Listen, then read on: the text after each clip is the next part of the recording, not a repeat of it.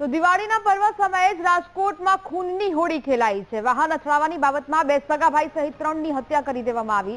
આંબેડકર નગરમાં વાહન અથડાવાની બાબતે જૂથ અથડામણ થઈ। છરીથી હુમલો કરતા સુરેશ પરમાર અને વિજય પરમારનું મોત થયું છે। હુમલો કરનાર અરુણ બારોટનું પણ અથડામણમાં મોત થયું છે। અથડામણમાં અન્ય 3 લોકો ઇજાગ્રસ્ત થતા હોસ્પિટલમાં દાખલ કરાયા। મૃતક બંને ભાઈ મજૂરી કામ કરીને ઘરે પરત ફરી રહ્યા હતા। રસ્તામાં અન્ય વાહન સાથે ભાઈઓનું વ્હીકલ અથડાતા બોલાચાલી થઈ હતી। સામેવાળા પક્ષે ઉશ્કેરાઈને છરીના ઘા ઝીંકી દેતા બંને ભાઈઓ મોતને ભેટ્યા। આંબેડકર નગર વિસ્તારમાં દારૂનું દૂષણ હોવાનો લોકો આક્ષેપ કરી રહ્યા છે। ઘટનાની જાણ થતા ક્રાઇમ ડીસીપી જગદીશ બાંગરવાએ સ્થળની મુલાકાત લીધી। માલવિયાનગર પોલીસ સ્ટાફ અને ક્રાઇમ બ્રાન્ચની ટીમ પણ દોડી આવી છે। માલવિયાનગર પોલીસે ત્રણેય મૃતદેહને પોસ્ટમોર્ટમ માટે મોકલી તપાસ શરૂ કરી છે।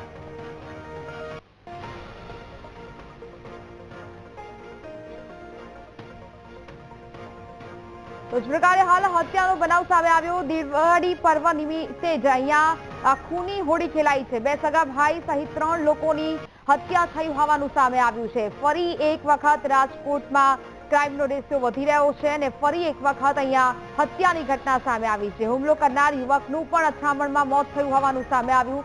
વાહન અથડાવવા જેવી નજીવી બાબતે બબાલ થઈ હતી, જે બબાલ ઉગ્ર બનતા બે સગા ભાઈ સહિત 3 લોકોની હત્યા થઈ ચૂકી છે।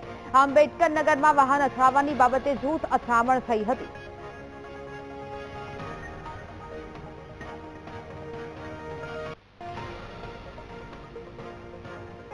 સંવાદદાતા ભાવેશ વધુ વિગતો સાથે લાઈવ જોડાયા છે। ભાવેશ, રાજકોટમાં દિવસે ને દિવસે હત્યાની ઘટનાઓ છે તે બની રહી છે। ક્રાઇમનો રેશિયો પણ રાજકોટમાં જાણે કે વધી રહ્યો અને આજે દિવાળીના પર્વ નિમિત્તે પણ અહીંયા ખૂની હોડી ખેલાઈ છે।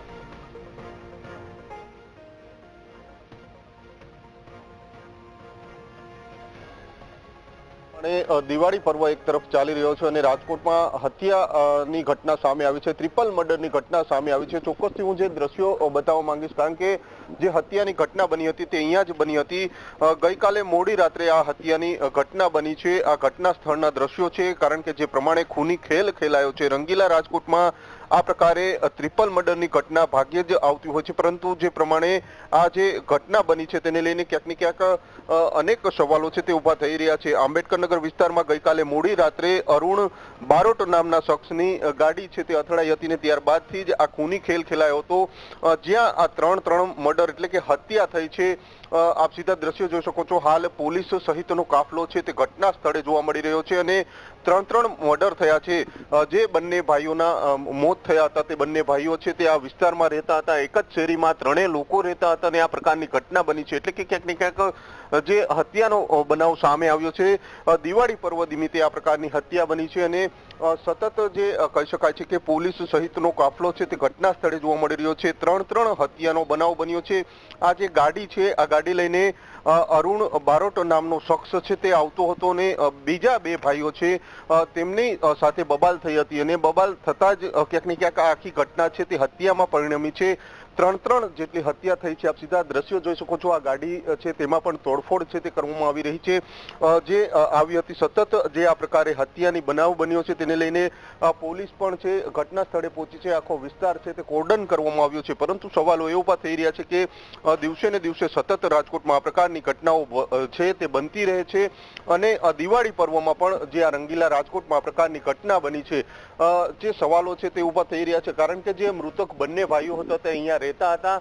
આ ઘર છે જેમાં બંને મૃતક ભાઈઓ છે તે રહેતા હતા અને સાથે અરુણ જે બારોટ નામનો શખ્સ છે તે આગળ વિસ્તારમાં રહેતો હતો, એટલે કે એક જ શેરીમાં 3 લોકો રહેતા હતા, પરંતુ સામસામે જ્યારે મારામારી થઈ તે દરમિયાન હત્યા છે તે થઈ છે અને હાલ આખો વિસ્તાર છે તે કોર્ડન કરવામાં આવ્યો છે। પોલીસના ધાડે છે તે ઉતારવામાં આવ્યા છે અને હાલ સમગ્ર મામલે તપાસ છે તે જ કરવામાં આવી છે, પરંતુ જે પ્રમાણે હત્યાની ઘટના સામે આવી છે તેને લઈને અનેક સવાલો છે તે હાલ તો ઉભા થઈ રહ્યા છે। સીધા દ્રશ્યો જોઈ શકો છો। જે પોલીસ સહિતનો કાફલો છે તે ઘટના સ્થળે જોવા મળી રહ્યો છે। જે પ્રમાણે હત્યાની ઘટના બની છે, 3 હત્યાની ઘટના બની છે, એક જ શેરીમાં આ પ્રકારનો બનાવ બન્યો છે અને તેને જ લઈને ક્યાંક ને ક્યાંક વિસ્તારમાં પણ ભયનો માહોલ છે તે જોવા મળી રહ્યો છે, કારણ કે દિવાળી પર્વ એક તરફ ચાલી રહ્યો છે અને આ પ્રકારની ઘટના બની છે।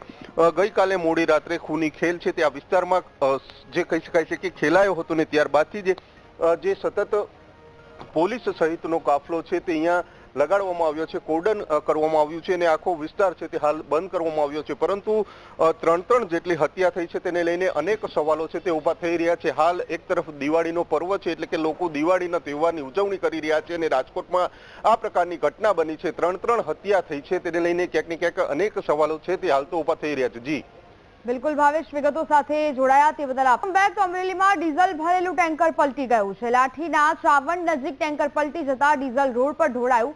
અકસ્માતની જાણ થતા ફાયર વિભાગની ટીમ દોડી આવી છે. ફાયર વિભાગે સતત પાણીનો મારો ચલાવીને ડીઝલ સાફ કર્યું. બે ક્રેનની મદદથી ટેન્કરને રસ્તા પરથી હટાવવામાં આવ્યું. અકસ્માતગ્રસ્ત ટેન્કર જામનગરથી રાજુલા તરફ જઈ રહ્યું હતું ને તે સમયે આ ઘટના બની છે.